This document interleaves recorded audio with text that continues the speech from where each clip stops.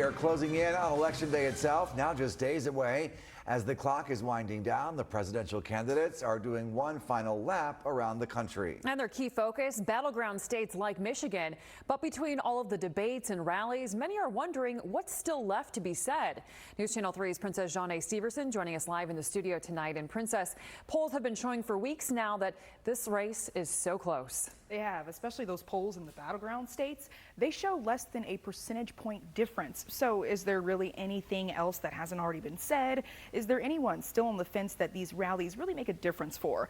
Well, I spoke to a political expert who explains why the Trump-Vance and Harris-Walz campaigns are still going strong and will continue to be right up until the very end.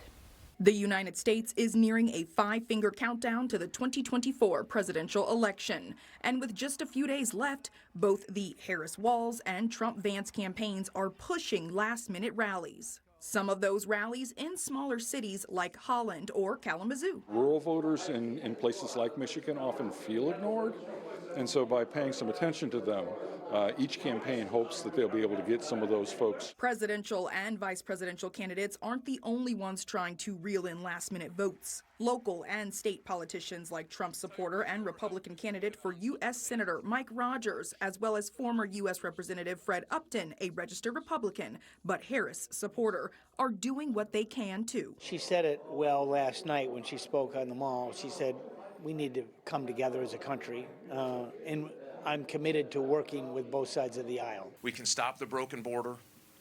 We can stop fentanyl. Both men were a part of events Wednesday night that encouraged Michiganders to vote in the November 5th election. The Democrats don't care about us, the people that they believe are garbage. Let's get these folks to work together, and she knows that. We can resolve these issues rather than kick the can down the road. Political expert and political science professor at Western Michigan University, John Clark, says these rallies days before the election could be aimed at energizing voters rather than trying to win them over. But at this point, really every vote does count, and so they're targeting people that they think are likely to support them. A new poll by Reuters shows when it comes to the battleground states, former President Donald Trump currently leads Arizona, Georgia, and North Carolina, while Vice President Kamala Harris leads Nevada, Wisconsin, and Michigan. And they're both tied for Pennsylvania. And according to Clark, Pennsylvania might be the deciding factor, mainly because it is the largest of the 7 swing states. Reporting live in studio, Princess Jeanne Steverson, News Channel 3. All right, Princess, thanks. Former President Bill Clinton made a stop in West Michigan today in South Haven to publicly endorse fellow Democrat Vice President Kamala Harris for president. It is just one of 3 visits he made here in West Michigan today. Clinton spoke to supporters in a South Haven neighborhood, kicking off canvassing efforts throughout the city. The former president showed his support for policies that are now being promoted by the Harris campaign, like a plan to create 3 million new housing units and to make living more affordable with subsidized down payments. I never thought of that before. And I was Attorney General, and we had a price gouging law.